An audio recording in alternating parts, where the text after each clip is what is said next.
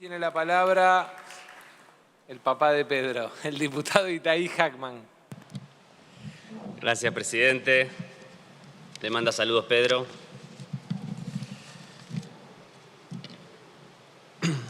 A ver, creo que hemos insistido reiterativamente en la idea de que la Argentina enfrenta una crisis que es una crisis doble.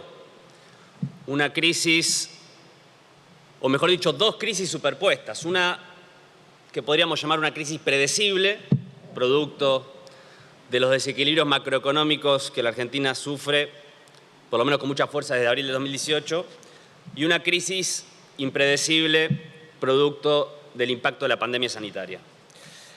Este es el diagnóstico que de alguna manera subyace, que es el fundamento tanto del proyecto de ampliación presupuestaria como de la reestructuración de la deuda. Y es importante discutir los diagnósticos porque de los diagnósticos emanan las políticas y finalmente los resultados.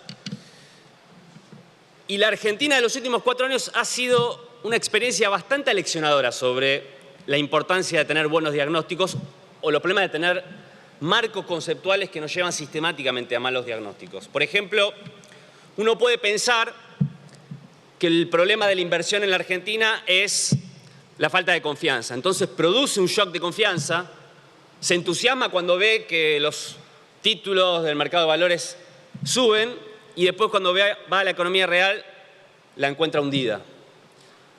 Puede pensar que la causa de la falta de dólares, de divisas en la Argentina obedece a las excesivas regulaciones cambiarias y de la cuenta capital y entonces desregula absolutamente el mercado cambiario, desregula absolutamente la movilidad de capitales, abre la economía y en lugar de resolver el problema lo empeora.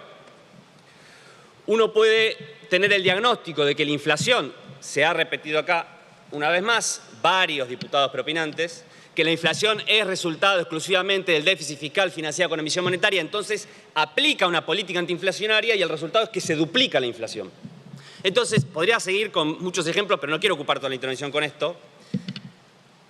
Creo que es hora de revisar algunos marcos conceptuales, porque cuando uno sistemáticamente produce diagnósticos que llevan a políticas que finalmente producen resultados opuestos a los que uno se propone, evidentemente hay algo de los marcos conceptuales que está funcionando mal.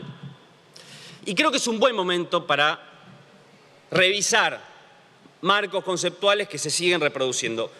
Ahora apareció un nuevo diagnóstico, que es el de la década perdida, los últimos 10 años. La Argentina tendría hace 10 años un problema de estancamiento y de inflación. Claro, como hubo gobiernos de signos políticos muy distintos, se diluyen las responsabilidades. Parecería que los últimos 10 años fueron todo lo mismo. Y como todo diagnóstico tiene que estar fundado en datos de la realidad, yo traje algunos. En los últimos 10 años en la Argentina el Producto Bruto Interno creció 13,7%. Es un resultado escaso. Pero entre el 2010 y el 2015 creció 18,5% y entre el 2016 y el 2019 decreció 4,1%.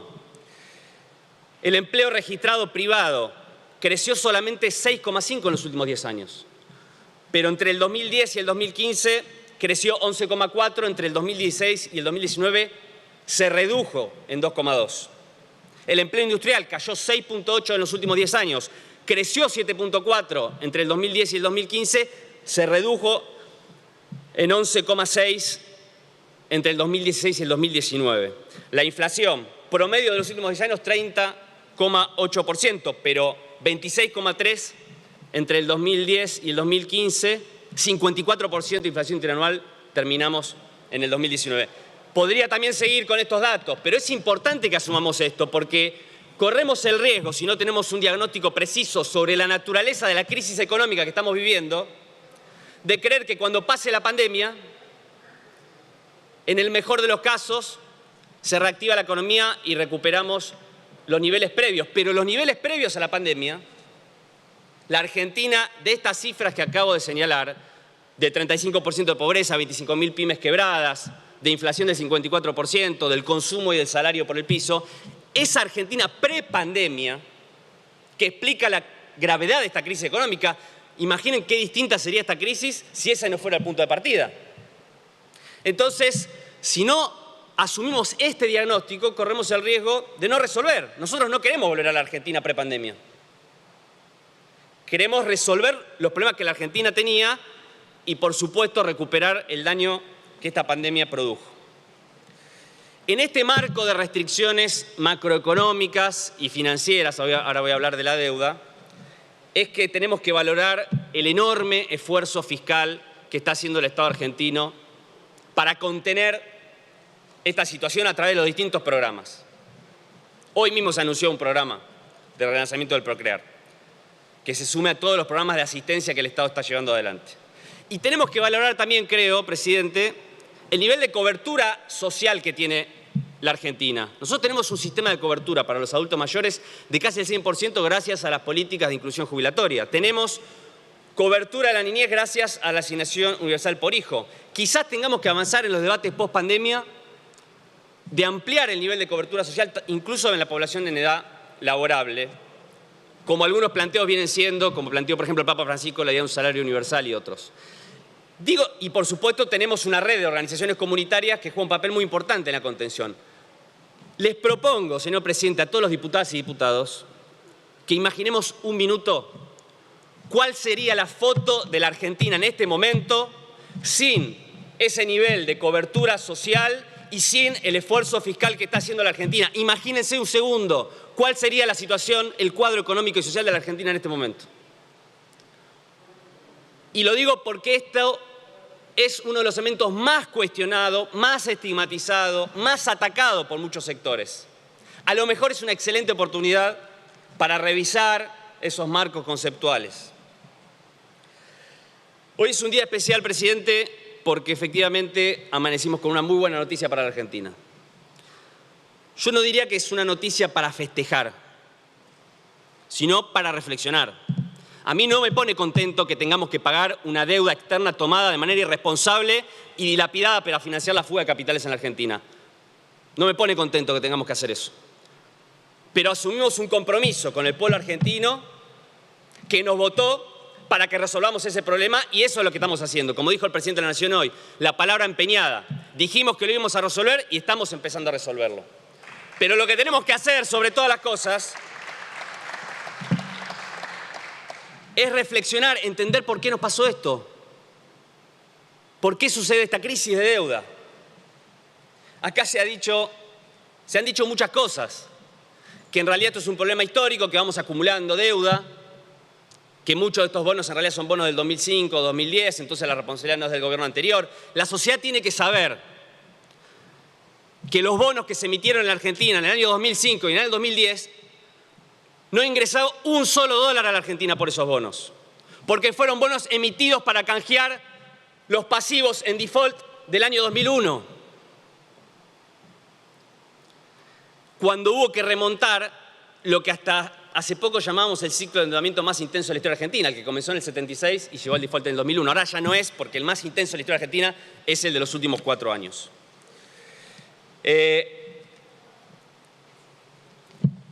Hay una trampa que se hace con las estadísticas de deuda que me parece importante explicar. Nosotros hablamos de la deuda que tiene un país, el stock de deuda que tiene la economía argentina. Y claro, decimos la Argentina tiene 330.000 millones de dólares de deuda externa. Pero en realidad la Argentina no tiene una deuda externa, tiene muchas deudas. Tiene deuda en pesos, tiene deuda en dólares, tiene deuda con acreedores locales, internacionales, con organismos multilaterales, con otros organismos públicos. Entonces no se puede entender el problema de este default solamente comparando el stock de deuda 2015 con el 2019, donde efectivamente se ve que durante el gobierno anterior el stock aumentó, pero eso en sí mismo no justificaría esta crisis que estamos viviendo. El principal pecado que se cometió durante la gestión anterior no fue la magnitud del endeudamiento. La discusión sobre la deuda no es sí o no la deuda. Mucho más importante que sí o no la deuda es cómo, con quién, cuánto y para qué te endeudas.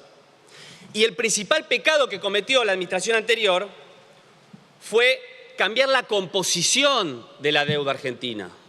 Cuando los diputados propinantes dicen 2 de cada 3 dólares que se tomaron fueron para pagar deuda del gobierno anterior, suponen que están exculpando al expresidente y en realidad lo están inculpando. Porque esa afirmación demuestra que emitieron dólares con acreedores privados para pagar deuda en pesos o con acreedores locales. Cambiaron la composición de la deuda, dolarizaron y privatizaron la cartera de acreedores de la deuda argentina. Por eso el default. por eso el default, si no, no se entiende. Entonces, la Argentina, por supuesto, tenía una baja deuda en dólares y con acreedores privados, y hoy tiene una crisis que tiene que reestructurar. Yo leía hoy salieron muchos de los responsables de este proceso a opinar sobre la negociación del ministro Guzmán. Y no la vieron venir. Miren, me tomé el trabajo para traerles lo siguiente. Federico Sturzenegger, 18 de marzo del 2018. Sturzenegger, que fue viceministro del megacanje que generó la crisis que hubo que reestructurar en 2005 y ahora la crisis que hay que reestructurar ahora. 18 de marzo del 2018, un mes y medio antes de que vuele todo por los aires. Tenemos un nivel de deuda bajísimo y por eso no me preocupa. Diario La Nación. Nicolás Dujovne, junio de 2016. La Argentina tiene niveles de endeudamiento bajísimos, tanto a nivel del gobierno como a nivel de las empresas, como a nivel de las familias. La idea era aparentemente endeudar a todo el mundo, no solo al Estado. Luis Toto Caputo, el Messi de las finanzas. El Messi de las finanzas. El primo del hermano de vida de Macri. Intervención del 4 de abril del 2018, 20 días antes de que empiece la crisis. ¿Saben dónde? Acá, en el Congreso de la Nación, frente a la Comisión Bicameral de Deuda. Escuchen, quiero también despejar probablemente la percepción que pueda tener alguien en su casa con respecto al temor de que yo me levante un día y tome 80.000 millones de dólares. No va a pasar un día que alguien se va a levantar y la deuda subió 15 puntos del producto. Repito, no va a pasar un día que alguien se va a levantar y la deuda subió 15 puntos del producto. Porque yo me volví loco y salí a los mercados y tomé 100.000 millones de dólares. No puede pasar eso. 20 días antes. Y la frutilla del postre, Alfonso Prat-Gay, todos lo recuerdan, el que pagó cash a los fondos buitres y que hoy opinaba que el gobierno fue blando en la negociación. 13 de marzo del 2016, Prat-Gay vaticinó un ajuste fiscal tremendo en caso de no acordar con los holdouts. Fíjense cómo hacían política, atemorizando a la población, diciéndole si no le pagamos a los fondos buitres tenemos que hacer un ajuste fiscal tremendo. La perversidad. Pero lo más perverso de todo es que le pagaron a los fondos buitres y igual después hicieron el ajuste. Entonces, creo que tenemos que reflexionar. Presidente, acá se ha dicho que la Argentina no tiene un plan económico. Es paradójico porque era el planteo de los acreedores. Supuestamente los acreedores no iban a aceptar el acuerdo porque la Argentina no ofrecía un plan económico. Evidentemente no era tan importante. La Argentina tiene muchos planes. Hoy se lanzó uno que mencioné. Pero es llamativo que todavía sigamos creyendo en los planes económicos de metas fiscales, metas monetarias, la idea de que compras un combo de plan de ajuste y resolver los problemas de la economía argentina. Ya hemos probado con eso y no funcionó. Hoy el diputado Moró me decía a la mañana que le preocupaba que la discusión sobre la reestructuración de la deuda sea solamente en términos financieros, y tiene razón. Porque para nosotros una deuda sustentable no solamente es una deuda que se puede pagar. No solo queremos convertir una deuda impagable en una deuda pagable. Una deuda sustentable es una deuda que se pueda pagar y que sea compatible con el objetivo principal, que es la reactivación del aparato productivo y el mejoramiento de las condiciones de vida del pueblo argentino. Eso es una deuda sustentable para nosotros. Nosotros somos conscientes. La reestructuración de la deuda es un imperativo de la realidad. Acá, ganara quien ganara en el 2019, había que reestructurar la deuda. Por eso decimos que es impagable. La diferencia es que si hubiera ganado Macri, hubiera renegociado la deuda bajo los términos de los acreedores externos.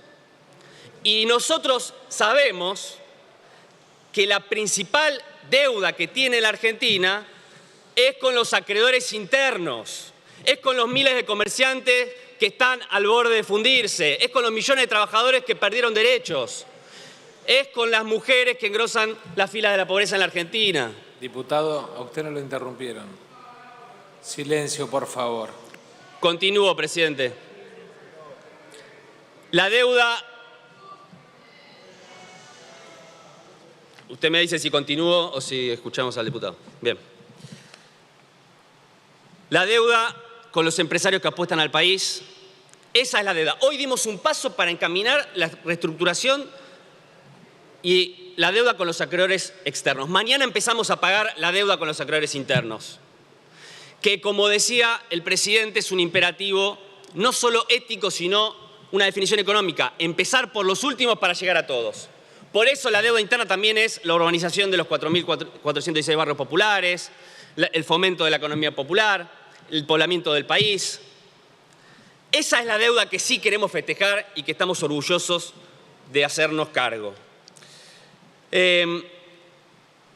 Algunos sectores están exultantes porque en estos días, obviamente, en el día de hoy y en los próximos días seguramente, los activos financieros van a subir, producto de la reestructuración. Por eso le estoy diciendo que vaya redondeando. Voy porque redondeando. vi que se trabó el reloj. Voy redondeando, no se preocupen. A esos sectores es importante que sepan, no les gusta escuchar.